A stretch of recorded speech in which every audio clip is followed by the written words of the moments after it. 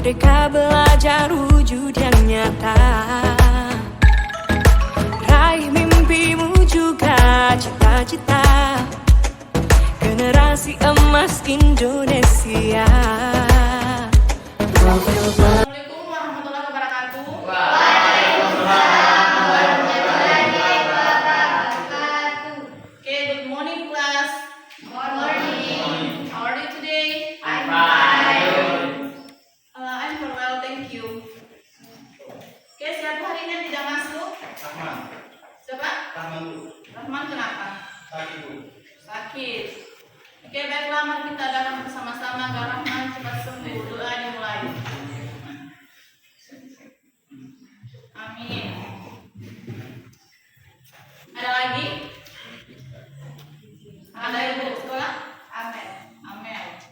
Apa alasannya Amel tidak ke sekolah? Tidak tahu. Kita takut kekalahan ya? Baik. Jadi sebenarnya kita tuh harus sering ke sekolah. Kalaupun sakit atau izin, mohon disampaikan kepada walinya. Oke, anak-anak, hari ini kita akan membuat keyakinan kelas. Tetapi sebelum kita membuat keyakinan kelas, kita membuat dulu kesepakatan kelas. Ada yang tahu apa itu kesepakatan kelas? Saling menghargai. Itu contohnya saling menghargai. Definisinya? Ya, contohnya datang ke kelas tepat waktu. Apalagi? Buang sampah pada tempatnya. Saya pikir itu semua termasuk kesepakatan kelas. Nah, sekarang semuanya silakan buat kesepakatan kelas yang kalian inginkan seperti apa. Ibu akan memberikan stick note kepada kalian.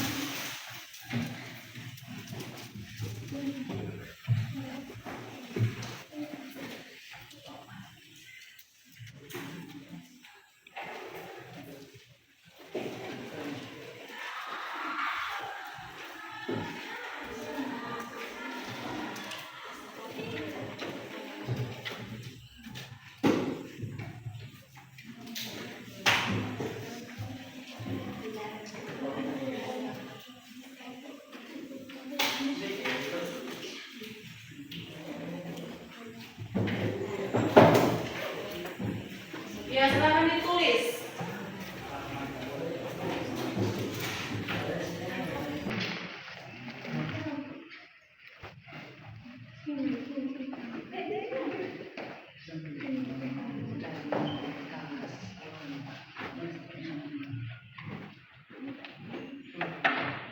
Oke, kalau sudah tulis silakan ditempel di depannya. Yang sudah ditempel.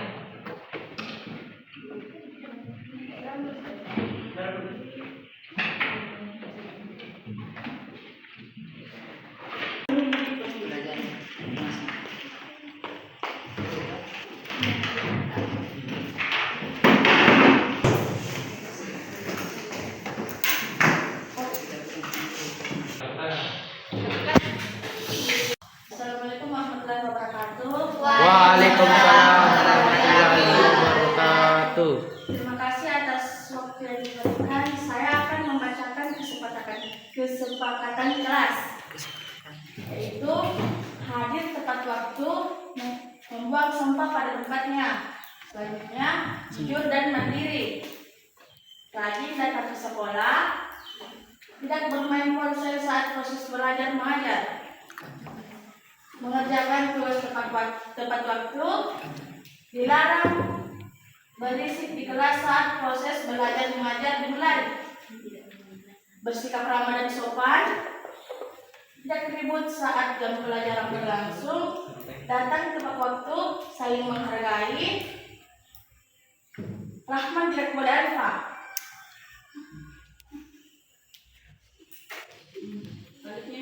Tidak membuat sampah sembarangan. Uang kas wajib bagi seluruh murid. Baik, terima kasih. Wassalamualaikum warahmatullahi wabarakatuh. Baiklah anak-anak, ini adalah keyakinan kelas kita. Yang pertama itu menjaga kebersihan. Yang kedua menghargai waktu. Yang ketiga bersikap religius. Yang keempat bertanggung jawab. Yang kelima saling menghargai. Kemudian yang keenam menjaga ketertiban. Dan yang terakhir mentaati perintah guru. Saya harap kedepannya anak-anak bisa menerapkan keyakinan kelas kita yang ada di sini. Oke, itulah mengenai keyakinan kelas. Wassalamualaikum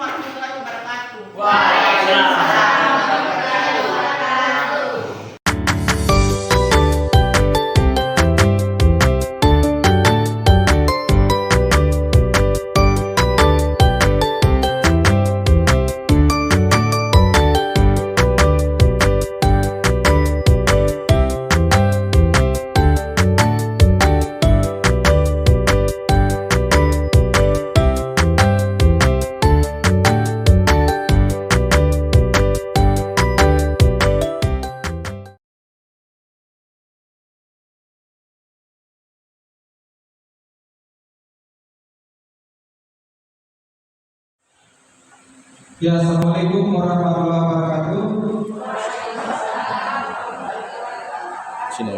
Sebelum kita mulai kegiatan, pertama-tama marilah kita memanjatkan puji syukur kepada Allah Subhanahu wa taala karena berkat limpahan rahmat yang diberikan kepada kita sehingga kita bisa melaksanakan kegiatan diseminasi budaya positif di SMA Negeri 13 Tumpah. Tak lupa kita kirimkan salam dan salawat kepada junjungan Nabiullah Nabi besar Muhammad Sallallahu Alaihi Wasallam karena beliau yang mengangkat derajat manusia dari alam yang tiada menuju alam barzakh.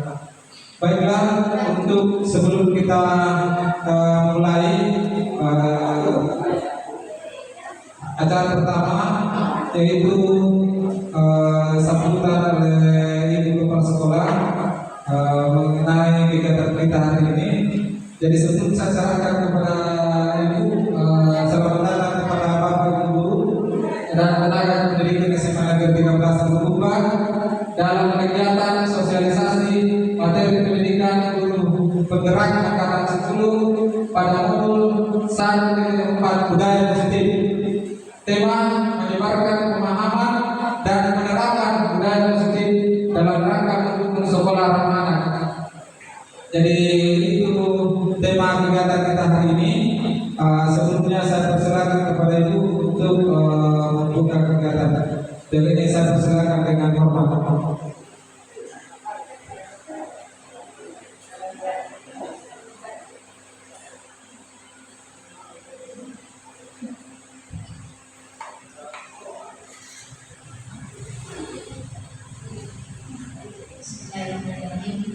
Assalamualaikum warahmatullahi wabarakatuh. Alhamdulillah, bersyukur kehadiran Allah Subhanahu wa taala atas kehendaknya lah sehingga kita dapat bertemu pada kesempatan ini dalam rangka diseminasi calon guru penggerak, di mana kita memiliki dua calon guru penggerak pada Majlis SPD dan SPD. Salam kata sering kita sampaikan kepada junjungan kita Nabi Muhammad SAW, Nabi yang telah membimbing kita, yang telah memberikan kita pemahaman, yang telah membimbing kita, menjadi insan-insan yang beriman dan bertakwa, dan mudah-mudahan kita semua adalah hamba-hamba yang diridhai oleh Allah Subhanahu wa taala. Yang saya hormati Bapak Ibu calon guru penggerak angkatan 10. Alhamdulillah SMA 13. Bahkan ada yang memprediksi bahwa SMA 13 itu memiliki guru penggerak lebih banyak. Sekolah kecil lebih banyak guru penggerak. Itu satu kesyukuran bagi kita. PT SMA Negeri 13 Tumpah memiliki guru yang mau bergerak, guru yang mau berubah dan melakukan perubahan. Bapak-bapak, ibu-ibu, guru dan staff yang saya hormati pula, terima kasih atas kehadiran Bapak Ibu pada hari ini. Terima kasih atas kolaborasinya, terima kasih atas dukungannya sehingga kegiatan ini bisa berjalan dengan baik. Bahkan saya lihat mulai kompak dari segi kostum. Ini menandakan bahwa sebelum kegiatan yang dilaksanakan ada komunikasi yang baik. Baik, desifikasi yang dilakukan merupakan tugas pada tugas modul 1-4 ya, aslinya kan, yang memang pada kegiatan tersebut atau penugasan tersebut para CGP melakukan diseminasi menggunakan aksi nyata di sekolah untuk mensosialisasikan tentang budaya positif. Jadi menyebarkan pemahaman dan penerapan budaya positif dalam rangka mendukung sekolah ramah anak. Budaya positif sendiri itu banyak-banyak kita transfer dari budaya lokal dan nilai-nilai keagamaan. Biasanya budaya positif itu. Jadi sebelum ada penugasan seperti ini, pasti Bapak Ibu akan mengkaji di ruang kolaborasi tentang budaya-budaya positif yang ada di daerah kita. Termasuk nanti permainan-permainannya yang bisa kita transfer untuk kita jadikan media pembelajaran di kelas. Jadi jangan hanya nilai-nilai budaya kita di sini, misalnya nilai-nilai pasar kacang atau nilai-nilai secara lisan, tetapi mungkin juga nilai-nilainya yang ada aplikasi nyata. Kemudian ada ide dari kedua TGP kita bahwa nilai-nilai positif nantinya itu akan berujung atau bermuara kepada sekolah yang ramah anak. Sekolah ramah anak itu merupakan suatu program dinas pendidikan. Ada beberapa mereka berkawan itu, ada mereka beberapa bersaudara, sekolah ramah anak, sekolah adiliatan, apalagi ada yang tahu dan saja. Jadi kalau kegiatan Pak Jamal dan Ibu Jus di LK ini dikembangkan, diimplementasikan di sekolah kita, sekaligus saja nanti kita menjadi sekolah ramah anak. Jadi kita bisa mendaftar bahwa kita akan memprogramkan sekolah ramah anak. Itu ada programnya Bapak Ibu, ada juga pemimpinannya. Supaya satu kali jalan, karena Ibu Joski dan Pak Jamal itu sudah membuat konsepnya. Kalau perlu nanti dibikin juga kerjanya Pak, hingga kita membuat suatu program sekolah yang namanya sekolah ramah anak yang dasarnya mulai dari budaya positif. Jadi budaya positif ini disosialisasikan kepada teman-teman, kepada murid-murid kita dan diimplementasikan di lingkungan sekolah sampai kepada lingkungan kelas pada saat proses pembelajaran. Jadi mulai tahun ajaran 2024-2025 nanti nilai-nilai budaya positif itu bisa semua guru sudah mengimplementasikan. Kita misalnya mulai dari apa itu sih? Mulai dari diri kita masing-masing dulu ya. Kemudian kepada murid, budaya positif yang bisa kita terapkan mulai dari 3S, mulai dari pungut sampah, apalagi Salat berjamaah. Salat berjamaah aku. Ya, sholat berjamaah. Ya, betul kepada kemanusiaan ya, kemanusiaan. Banyak sebenarnya ada yang budaya tabir, ada sifat tahu, sifat kalimat, itu semua bisa semua digali. Dia merupakan pesan secara lisan, tetapi kita bisa implementasikan di kelas. Kita kan di sini ada tala sifat bahwa manis di karampe, bingung si pakaina, abu si papa, terakhir alem si batu. Itu nanti kita bisa bikin apa sebenarnya takwil daripada pasal itu, apa indikatornya di sekolah kita, sehingga nanti terwujudlah sebuah sekolah yang punya atau interaksi antara guru dan murid, murid dan murid, warga sekolah dan masyarakat itu bisa betul-betul mengcover yang mana dibilang Pak Guru Sebatan. Ya, bisa. Apa indikatornya dalam skop sekolah saja. Jadi kita bisa rapatkan. Jadi ujung-ujungnya anak-anak kita itu terbentuk karakternya, mulai karakter diri, masyarakat, bangsa dan negara, hingga kita mencermini mewujudkan suatu sekolah ramah anak yang berbasis budaya positif budaya lokal, dan nilai-nilai keagamaan, nilai-nilai kebangsaan. Jadi saya harap program ini bisa terwujudkan nanti. Betul-betul kita menjadi sekolah yang ramah anak dengan ciri khas saja. Sekolah ramah anak, ciri khas budaya Kajang. Ya, semoga kegiatan hari ini bisa berjalan dengan baik, dan saya mohon kepada Bapak Ibu partisipasinya membantu kedua teman kita ini berpikir. Mungkin sebentar ada ide-idenya, ada tanggapan-tanggapannya yang membangun, sehingga hasilnya nanti betul-betul maksimal.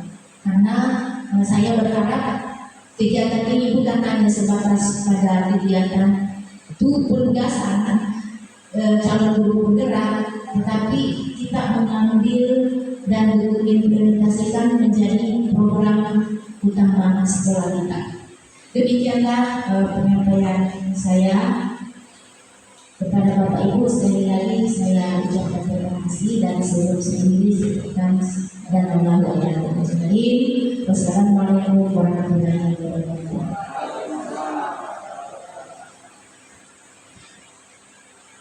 Ibu tadi sambutan dari Ibu Kepala Sekolah SMA Negeri 13 Lumpulan, dan ini kami ucapkan banyak terima kasih. Selanjutnya acara kedua bermateri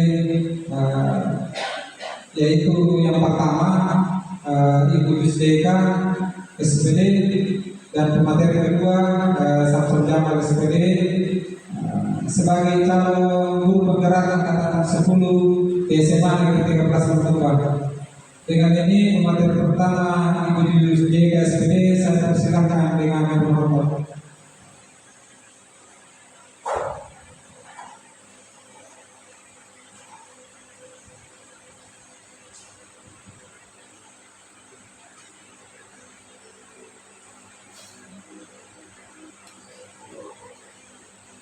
Baik, sebelum saya lanjut, izinkan saya membacakan sebuah pantun. Ada sejarahnya.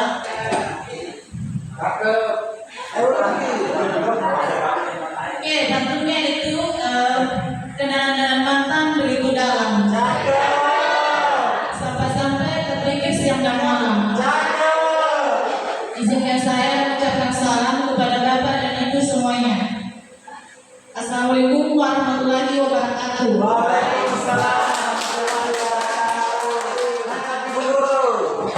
Yang terhormat Ibu Kepala UPT SMA Negeri 13 Bumba, yang terhormat Bapak Wakil Kepala Sekolah UPT SMA Negeri 13 Bumba, serta rekan-rekan guru dan staf tenaga kependidikan UPT SMA Negeri 13 Bumba.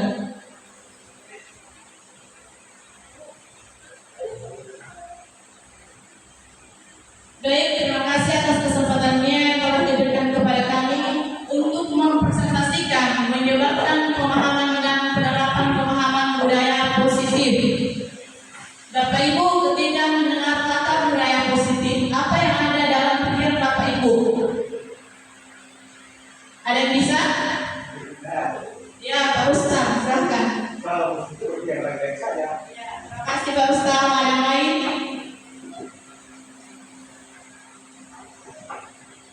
Oke, ada yang lain? Raise your hand.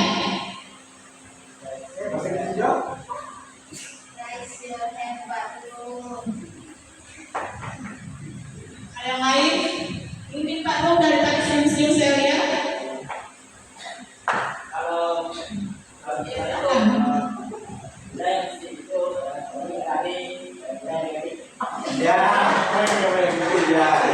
Terima kasih Pak Nur atas jawabannya.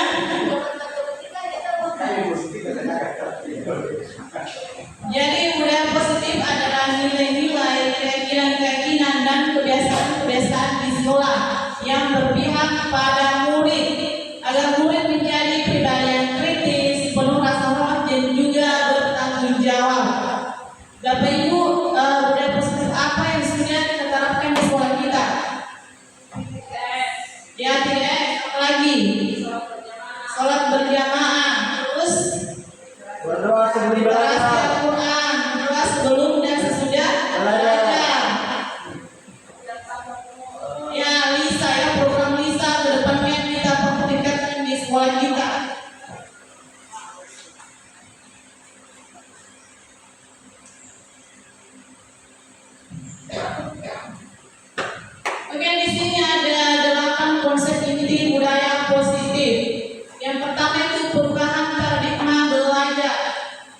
kedua disiplin positif, yang ketiga nilai-nilai kebajikan, yang keempat kebutuhan dasar manusia, yang kelima motivasi perilaku manusia, yang keenam posisi kontrol guru, yang ketujuh keyakinan sekolah, dan terakhir segitiga restribusi.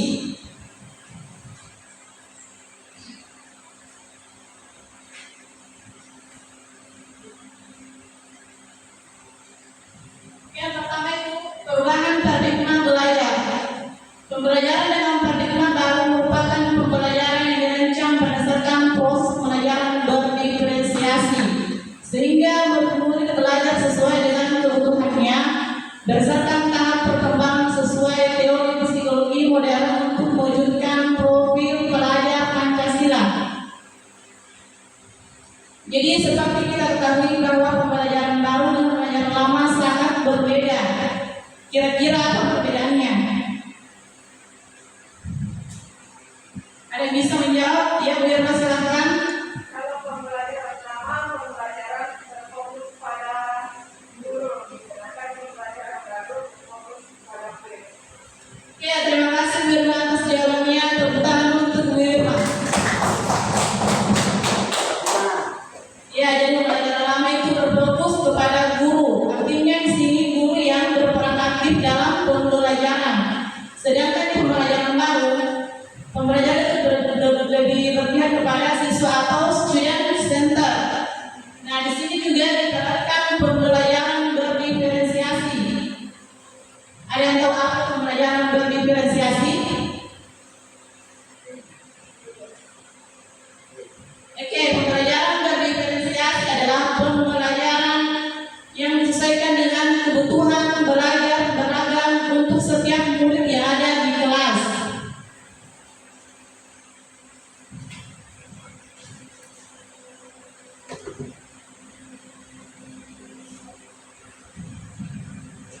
Oke, selanjutnya itu miskonsepsi tentang teori kontrol. Yang pertama itu ilusi guru mengontrol murid. Ada di sini guru yang bisa mengontrol murid?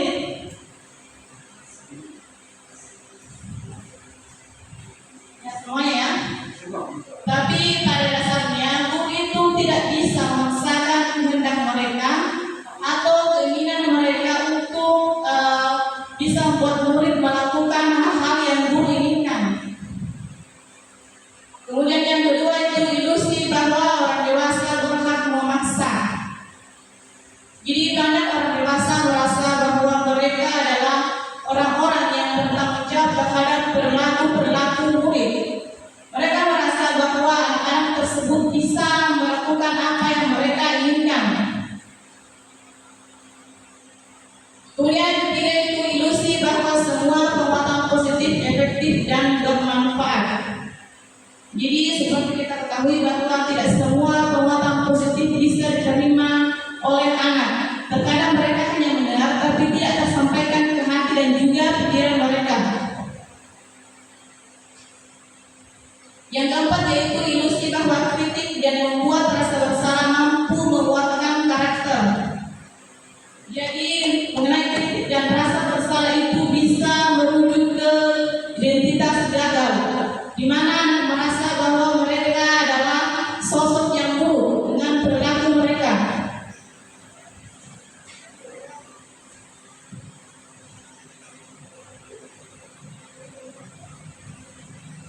Yang ketiga, mengubah paradigma stimulus respon ke posisi kontrol. Ada yang tahu perbedaan dari stimulus respon dan posisi kontrol dan teori kontrol? Ya, jadi stimulus respon itu orang-orang yang merasa bahwa diri mereka mampu mengontrol orang lain atau mampu mengendalikan orang lain. Sedangkan teori kontrol berpendapat bahwa tidak ada orang yang bisa dikendalikan kecuali diri mereka sendiri.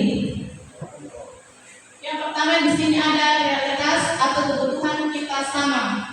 Kemudian menjadi teori kontrol realitas atau kebutuhan kita berbeda.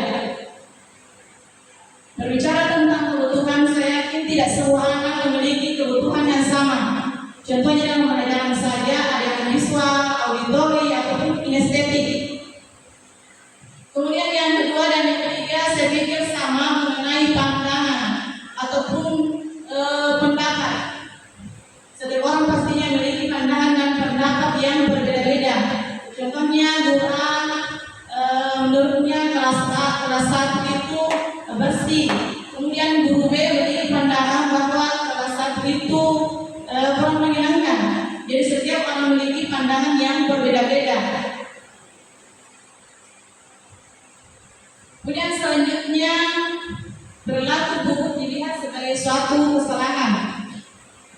Menjadi teori kontrol semua perilaku memiliki tujuan. Jadi setiap perilaku itu memiliki tujuan, entah itu perilaku baik maupun perilaku buruk. Contohnya saja, ketika ada diri kita yang terlambat, kita langsung bertanya, kenapa kamu terlambat? Kenapa begitu? Jadi seharusnya kita bertanya dulu apa alasannya kenapa sampai terlambat.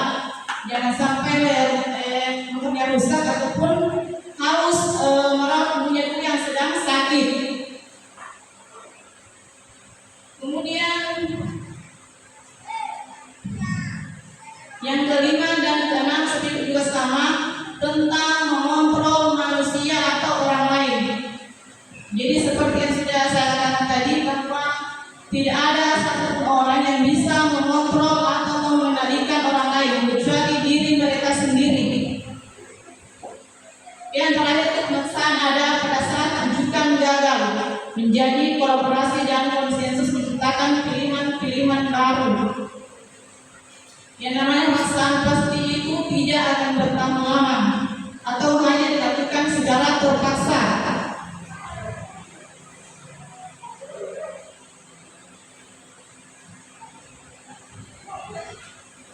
Oke, selanjutnya disiplin positif. Disiplin berasal dari kata disiplin yang artinya belajar. Jadi disiplin positif itu bagaimana kita belajar untuk mendisiplinkan diri kita dalam berperilaku, bersikap sehingga sesuai dengan nilai-nilai kebajikan universal. Contohnya saja di kelas, sebelum kita belajar untuk mendisiplinkan anak, seharusnya kita mendisiplinkan diri terlebih dahulu. Misalkan kita minta anak untuk tidak terlambat, tapi bagaimana jika kita sendiri yang sering terlambat?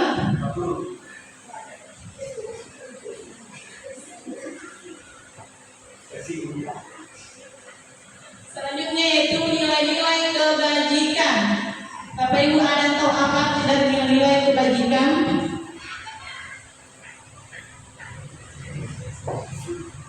Ya, jadi nilai-nilai kebajikan adalah sifat-sifat positif manusia yang hendak dicapai. Di sini ada 3 bagian. Yang pertama itu profil pelajar Pancasila.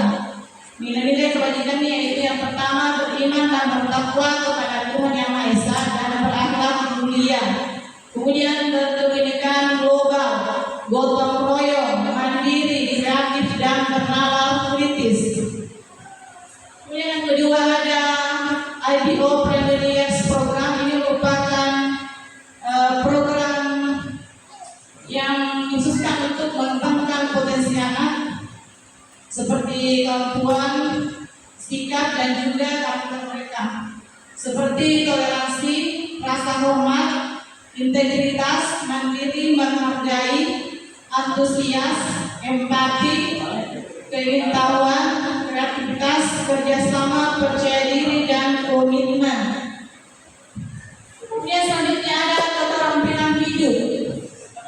Nilai-nilai kebajikannya adalah dapat dipercaya, lurus hati, pendengar yang aktif, tidak merendahkan orang lain, dan memberikan yang terbaik dari diri.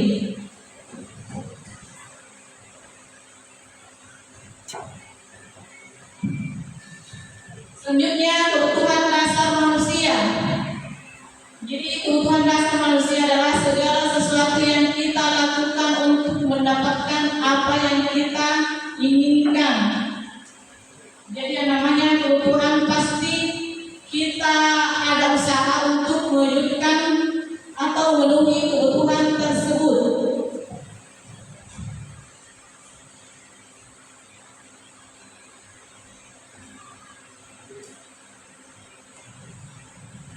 Di sini ada 5 kebutuhan dasar manusia. Yang pertama bertahan hidup, seperti kita membutuhkan makanan, pakaian, tempat tinggal, keamanan dan juga kesehatan. Ada di sini yang bisa hidup tanpa makan? Tidak ya? Kemudian kasih sayang dan rasa diterima. Menginginkan rasa diterima, dipedulikan, berbagi, kerjasama, menjadi bagian dari kelompok. Ini bisa kita dapatkan dari keluarga, rekan sejawat, maupun sahabat. Kemudian kebutuhan selanjutnya adalah penguasaan. Siapa di sini ingin menjadi kepala sekolah? Topik ya? Ini memenuhi kebutuhan penguasaan sehingga bisa mendapatkan harga diri, keinginan untuk dianggap, memimpin, berprestasi, diakui dan didengar. Kemudian selanjutnya kebebasan. Pertama itu mandiri, memiliki pilihan, mencoba hal baru dan mampu mengendalikan arah dirinya. Jadi setiap manusia pasti ingin memiliki kebebasan, tidak bergantung pada orang lain dan tidak dipengaruhi oleh orang lain. Kemudian terakhir ada kesenangan. Bapak Ibu saya bisa memberikan contoh kesenangan pada dirinya.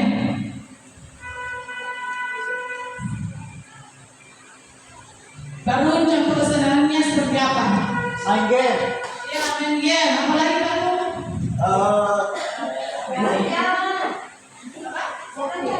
Ya jalan-jalan. Mungkin bagi seorang perempuan shopping ya.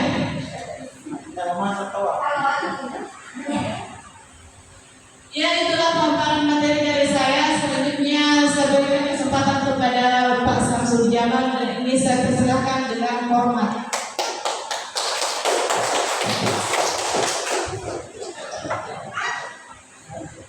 Ya, terima kasih atas kesempatan yang diberikan oleh Ibu Mustika. Selanjutnya saya akan melanjutkan presentasi materi kami. Kebetulan adalah sebagai tugas aksi nyata kami di modul 1 itu 4. Baiklah, selanjutnya yaitu motivasi perilaku manusia. Ya, motivasi ekstrinsik dalam artian yaitu untuk menghindari ketidaknyamanan atau kuman. Kemudian yang kedua untuk mendapatkan imbalan penghargaan dari orang lain. Jadi ekstrinsik itu maksudnya dari orang lain sebagai bentuk motivasi kita ketika melakukan sesuatu. Kemudian motivasi intrinsik berasal dari dalam diri kita, yaitu untuk menjadi orang yang mereka inginkan dan menghargai diri sendiri dengan nilai-nilai yang mereka percaya. Kemudian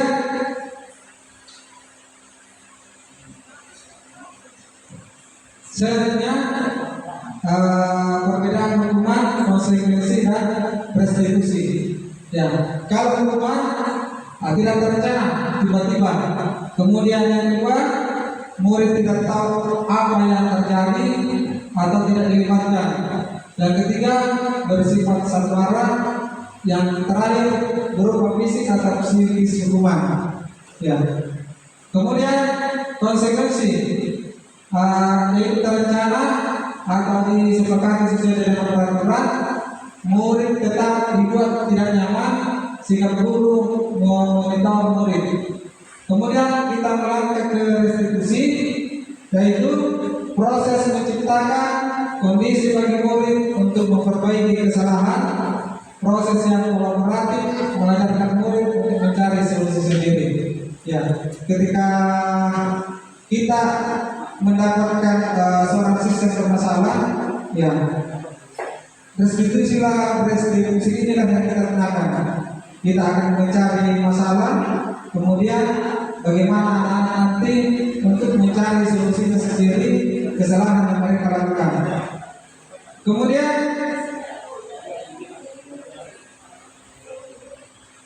lima posisi kontrol guru. Yang pertama adalah menghukum. Yang kedua bersifat sebagai teman. Yang ketiga membuat merasa bersalah. Yang ketiga pemantau.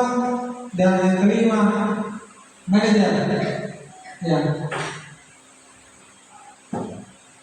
Selanjutnya nanti sebentar kalau ada bertanya. Ya. Kemudian contoh penerapan 5 posisi kontrol guru. Kasus siswa tidak memakai tribun lengkap saat upacara bendera. Hormat pada bendera selama 1 jam sebagai posisi penghukum. Kemudian membuat merasa bersalah.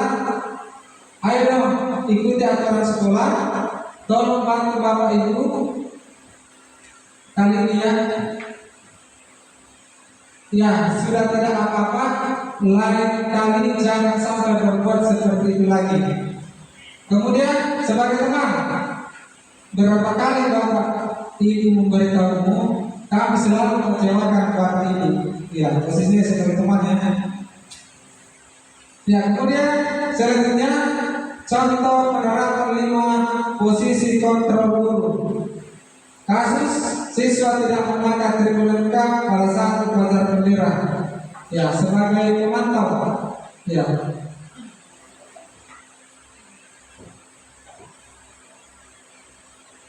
Ada yang tahu apa itu pemantau? Ya, jadi ada 2, ada manajer dengan pemantau ya. Ada yang tahu apa itu pemantau?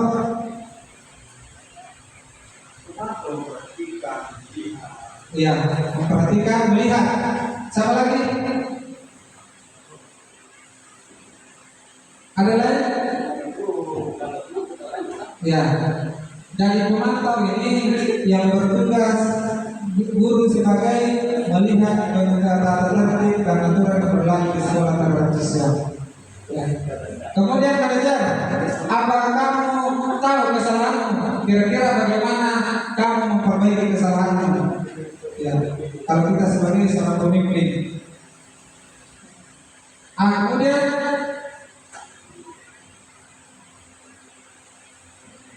posisi kontrol apakah aku? Saya kecewa sekali dengan kamu. Ya.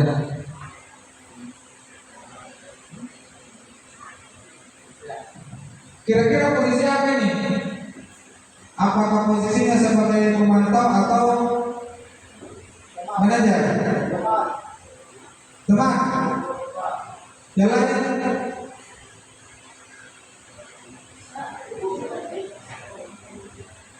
Apa kira-kira? Lainnya? Nah. Mana tadi itu?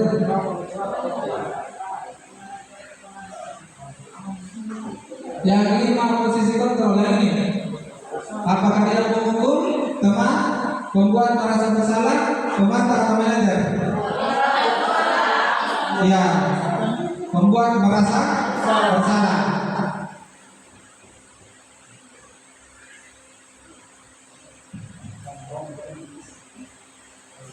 Kalau ini posisi kontrol, apakah aku? Kamu tidak pernah membuat nilai mendapat nilai jika tidak pernah mengerjakan tugas.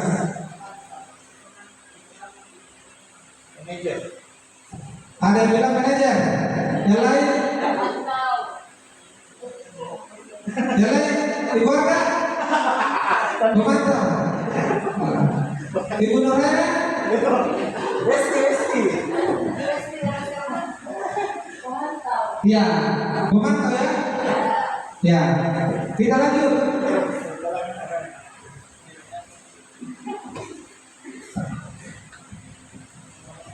Ya, keyakinan kelas.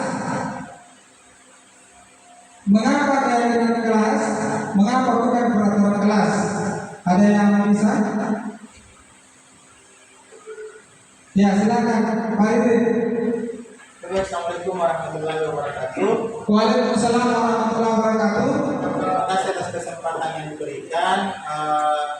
Kalau menurut saya, jadi keyakinan kelas itu sesuatu atau yang bernilai positif yang sama-sama disepakati antara guru dengan peserta didik.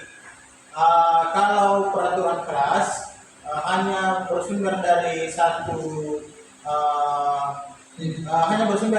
yaitu hanya di guru saja dan menerapkan aturan sesuai dengan apa yang diyakini oleh guru tersebut. Ya, terima kasih atas masukan yang diberikan oleh Pak Rudi. Bagaimana dengan Pak Ramsi? Kira-kira mengapa bukan peraturan kelas? Ya.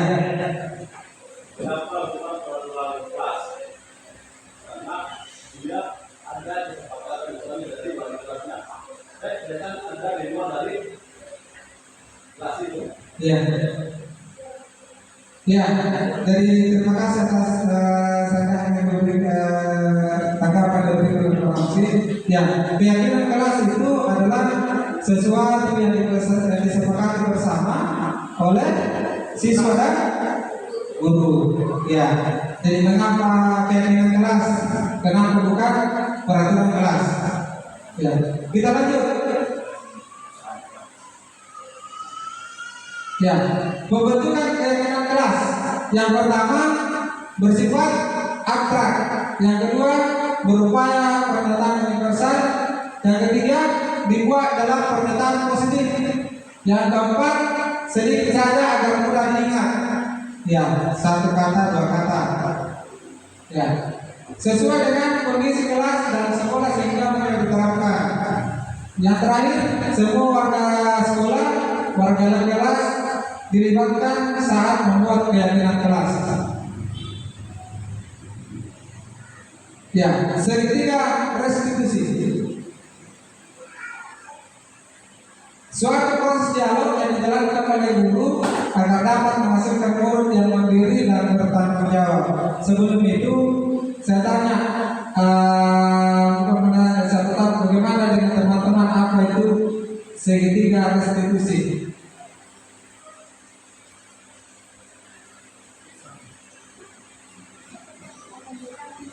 Ada?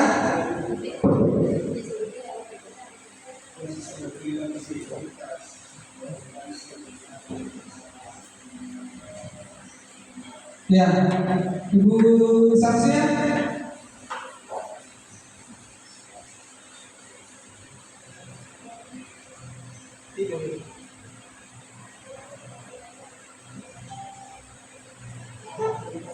Ya, segitiga restitusi. Materi pertanyaan formatifnya dulu. Ya, ya, segitiga restitusi ini ketika kita menyelesaikan masalah terhadap siswa, ketika misalnya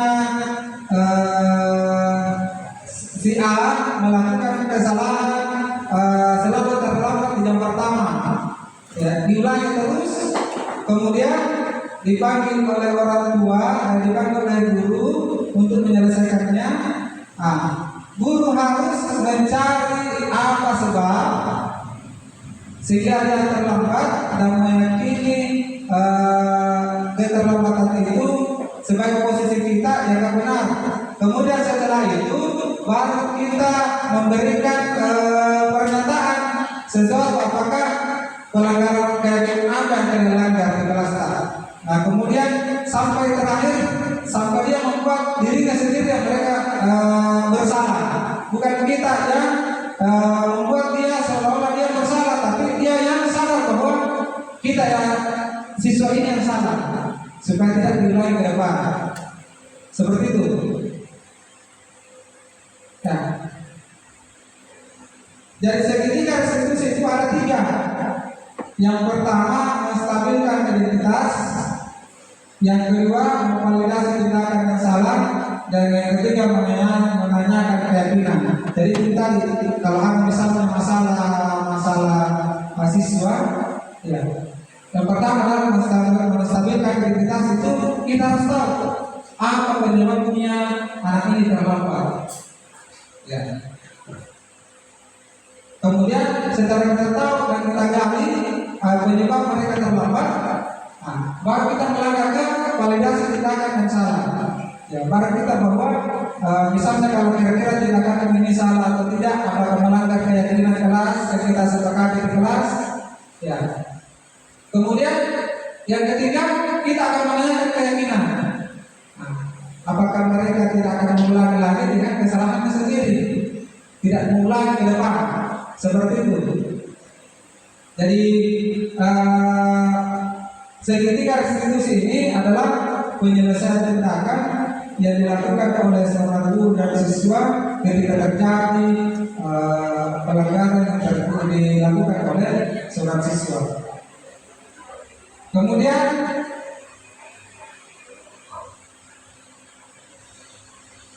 ya, ini menstabilkan identitas. Berdasarkan prinsip membuat kesalahan adalah bagian dari proses pembelajaran. Berbuat salah itu wajar, tidak ada manusia yang sempurna. Ibu bapak juga pernah melakukan itu. Ibu bapak tidak mau mencari siapa yang salah, tapi itu bapak ingin mencari solusi dari permasalahan ini. Kamu berhak merasa begitu. Atau misalnya kalau saya di posisi saya, pasti saya akan seperti itu. Ya. Kemudian validasi tindakan, yaitu berdasarkan prinsip setiap perilaku berupaya memenuhi suatu kebutuhan tertentu. Kamu pasti punya alasan mengapa kamu melakukan hal itu. Padahal kamu bisa melakukan yang lebih buruk dari dia. Kamu patut bangga karena kamu telah melindungi sesuatu yang lebih penting buatmu. Kamu melakukan karena kamu mempertahankan sesuatu yang penting bagimu. Misalnya anak-anak mencoret pekerjaannya, kemudian marah dan menggertak pada anak yang dicontek di jawabannya. Bisa kita mengatakan, kalau saya di posisi sana, saya pasti seperti itu. Sampai tidak mau kalau diambil jabatan, kita sedang mati berpikir, teman lain yang enak mengambil jawaban. Ya, nanti setelah itu ada namanya yang terakhir adalah menanyakan keyakinan. Berdasarkan prinsip dari dokter bahwa pada saat kita termotivasi secara intensif, apa keyakinan kelas kita? Artinya sudah disepakati dalam kelas. Nilai-nilai apa yang telah disepakati bersama? Seperti apa gambaran sebuah kelas yang ideal menurut kamu? Kemudian kamu ingin jadi orang seperti apa? Ya, seperti itu kata-kata salah satunya. Jadi dari materi segitiga restitusi dengan selesainya kegiatan presentasi kami, yaitu menyebarkan pemahaman tentang budaya positif pada modul 1.4 calon guru bergerak angkatan 10. Dengan ini saya ucapkan terima kasih kepada ibu kepala sekolah dan rekan-rekan guru yang telah mendapatkan waktunya pada hari ini. Cukup sekian. Wabillahi taufiq wal hidayah. Wassalamualaikum warahmatullahi wabarakatuh. Saya serahkan kepada moderator.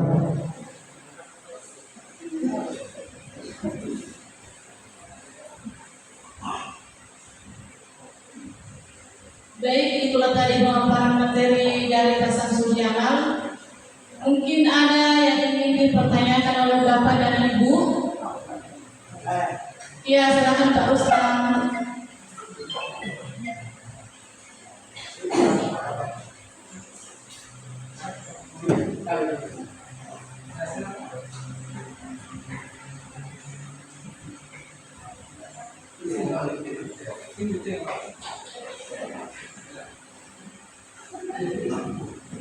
Bismillahirrahmanirrahim. Terima kasih saya. Jadi saya mengenai apa yang saya berikan dengan sosialisasi menggunakan pengalaman budaya positif dan rangka mendukung kesehatan sekolah. Sesuai dengan apa yang saya katakan dulu, yang dimaksud dengan budaya positif itu mungkin nilai kebiasaan atau keyakinan yang berkaitan dengan sendiri. Mereka bisa menjadi murid yang bisa formal, bisa menjadi orang yang bisa bertanggung jawab. Seperti itu. Kemudian tidak diapa tadi disampaikan oleh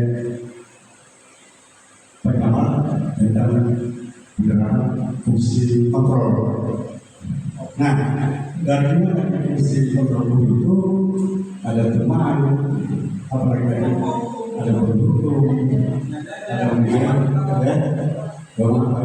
Nah, dari 5 tadi itu pertanyaan saya, yang mana tingkatan nilai positif itu paling tinggi di situ, ya. Yang mana yang tadi itu, ini ada tingkatan poin positif, ya. Kalau berhubung mereka bagaimana seperti itu, yang dari 5 itu mana yang bagus?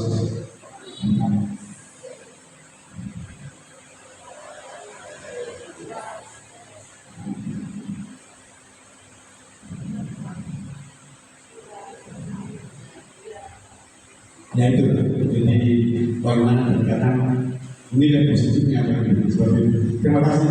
Assalamualaikum warahmatullahi wabarakatuh.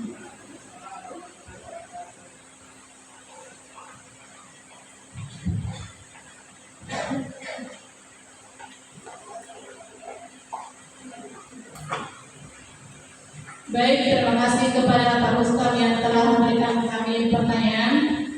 Dan mungkin akan langsung dijawab oleh Pak Samsul Jamal. Ya, terima kasih atas jawaban yang sudah diberikan. Kalau berbicara persoalan tingkatan 5 posisi kontrol, tetapi yang setahu persoalan tingkatan tidak ada. Cuma kalau persoalan yang lebih bagus yang kita terapkan adalah kita berada pada pembuat merasa bersalah, teman dan manajer. Kalau pemantau itu sama posisinya dengan ketika melakukan pelanggaran, dia yang mengontrol tata tertib yang berlaku di sekolah. Tetapi kalau kita mau menggunakan posisi yang paling bagus untuk digunakan adalah pembuat merasa bersalah. Pembuat merasa bersalah itu, itulah yang kita gunakan adalah segitiga restitusi. Yang ketiga,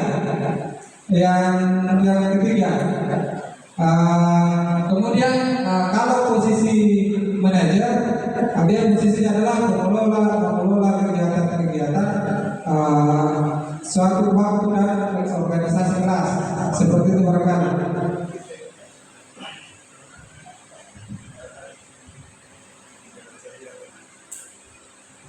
Bagaimana dengan Pak Rustam? Sudah bisa menerima atau mungkin ada tambahan? Ya, Pak Taufik. Ya, terima kasih kepada yang diberikan. Menerima apa yang disampaikan sama materi, di mana pertanyaan dari Bapak Rustam bahwasanya ketika 5 posisi kontrol ini yang paling efektif dan mana poin 1 tadi yang Pemateri sampaikan adalah membuat merasa bersalah. Nah, dan dari poin pertanyaan muncul, 1, bagaimana posisinya ketika misalnya ada di pihak siswa, ketika misalnya kita ada membuat merasa bersalah dengan tekanan psikologi yang dihasilkan daripada komunikasi ini, mungkin seperti itu pemerintah. Baik, terima kasih Pak Taufik. Jadi sedikit tambahan mengenai 5 posisi kontrol guru. Menurut saya di antara kelima posisi kontrol guru ini yang terkait itu adalah manajer, di mana di sini guru menciptakan dialog untuk memecahkan masalah dari siswa tersebut dengan 3 tahapannya, yaitu menstabilkan identitas, kemudian validasi tindakan yang salah, dan terakhir keyakinan kelas. Menurut saya ini posisi yang paling baik di antara posisi yang lain. Bagaimana Pak Rustam? Bagaimana? Tadi saya bagi juga tadi pegawai yang lain, berarti dia berapa yang juga salah ya kita jadi Ya, seperti kita ketahui bahwa setiap orang itu memiliki pandangan yang berbeda-beda, Pak. oh gitu kalau gitu. Mungkin ada tanggapan dari Bu Samsia, silakan.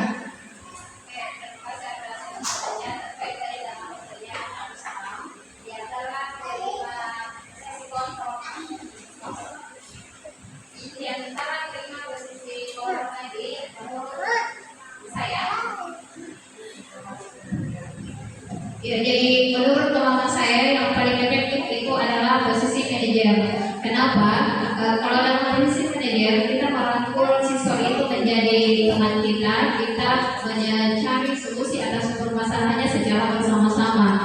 Kemudian posisi manajer ini akan membuat anak-anak merasa merdeka dan bertanggung jawab atas apa yang dia perbuat sendiri. Kita hanya menuntut dia dengan memberikan pertanyaan-pertanyaan agar kita menerapkan segitiga distribusi untuk menyelesaikan permasalahannya. Terkait tadi dengan penyampaian pesan Surjamal bahwa membuat rasa bersalah juga itu bagus, iya, memang itu juga bisa berpengaruh kepada siswa, bisa juga menyadari kesalahannya sehingga berpikir untuk bagaimana agar kedepannya itu tidak membuat orang lain bersalah atau tidak membuat orang lain mendapatkan masalah karena kesalahannya. Tapi jika ditanyakan dari kelima posisi kontrol ukur di atas, yang paling tepat atau yang paling bagus itu kita gunakan adalah sebagai manajer. Jadi kita bukan mendoktrin anak, apalagi mengontrol anak secara keseluruhan, tapi bagaimana kita berdiskusi, mencari solusi bersama atas permasalahan anak tersebut dengan memberikan pertanyaan-pertanyaan yang mampu mendorong atau membuka pikiran mereka mencari solusinya sendiri. Saya kira seperti itu, Pak. Terima kasih.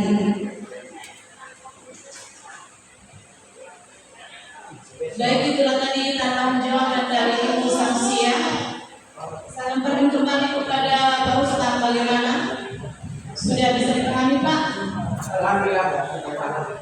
Ya, alhamdulillah. Ya, apakah masih ada pertanyaan dari rekan-rekan guru yang lain?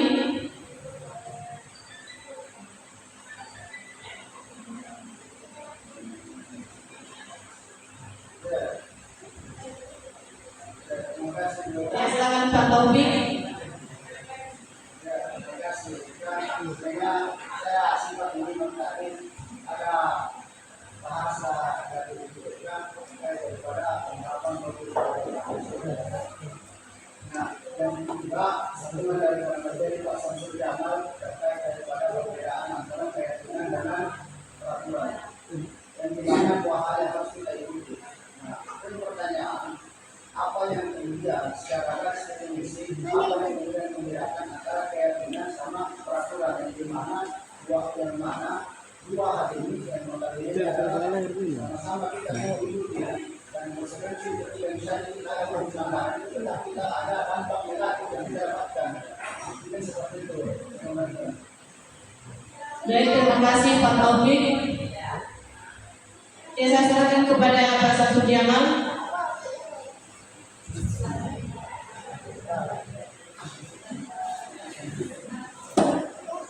Ya, tadi sudah persoalan keyakinan dengan peraturan. Ya, kalau kita berbicara kata keyakinan dalam kelas dengan peraturan kelas, keyakinan kelas ini adalah kesepakatan bersama. Ya, kesepakatan bersama ini sesuatu kata yang singkat tetapi padat mudah dipahami. Kesepakatan ini antara siswa dan guru, ya, disepakati bersama. Kalau peraturan, ini peraturan kelas biasanya peraturan yang diciptakan oleh satu orang, kalau hanya satu orang guru saja, sehingga dengan aturan yang muncul ini biasa ada poin yang membuat anak-anak merasa tertekan. Ya. Jadi perbedaan antara keyakinan dengan peraturan ini, bahwa keyakinan kelas ini adalah keyakinan yang peraturan sesuatu yang dibuat dalam bentuk positif, kata dalam bentuk positif yang memicu anak-anak selalu mengingat apa yang disepakati bersama dalam kelas. Kemudian kalau peraturan kelas itu saya sampaikan bahwa terkadang biasa aturan yang dibuat yang merasa anak tertekan, ya, merasa selalu menghindar karena takut dengan aturan yang dibuat oleh guru, seperti itu barangkali. Bagaimana dengan Pak Taufik? Ya, terima kasih atas penjelasan Pak. Punya setelah mendengarkan apa yang Bapak sampaikan, alhamdulillah mungkin sedikit tercerahkan ya terkait dengan keyakinan dengan peraturan. Sebab ini juga sebenarnya jadi murid yang bilang buat kami secara pribadi terkait dengan peraturan. Yang dimana peraturan itu dibuat dan terkait juga sebenarnya yang sama halnya seperti keyakinan sama-sama dibuat dan sama-sama disepakati memulai tadi bahwa yang dimana keyakinan kita letakkan sama pasal apa yang kemudian disampaikan bahwa ketika keyakinan adalah semua hal kata yang sebenarnya kata simbolik tetapi memiliki makna yang dalam dibanding daripada aturan. Nah, saya sempat begini bahwa di setelah penjelasan ada poin yang saya simak bahwa ternyata pengaplikasian daripada keyakinan ternyata lebih baik daripada peraturan yang kita terapkan. Dan artinya keyakinan kelas yang kita buat dibanding peraturan kelas itu seperti itu ya. Ya, ini artinya mengatakan bahwa sekarang garis pengaplikasian yang lebih baik keyakinan kelas yang kita terapkan dibanding peraturan kelas itu seperti itu. Karena ketika keyakinan dalam artian ada hal yang umum, tetapi ketika peraturan adalah semacam dia subjektif. Alhamdulillah. Terima kasih.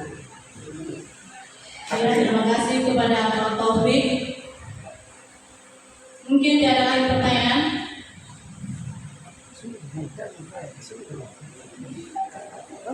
Baik, itulah tadi pemaparan mengenai budaya positif yang mengusahakan ke depannya bagaimana kita merefleksi diri kita, apa yang harus kita lakukan, bagaimana mendisiplinkan anak, dan semoga budaya positif tetap terjaga dan terlaksana di sekolah kita dengan baik. Terima kasih banyak atas perhatiannya. Saya akhiri dengan pantun.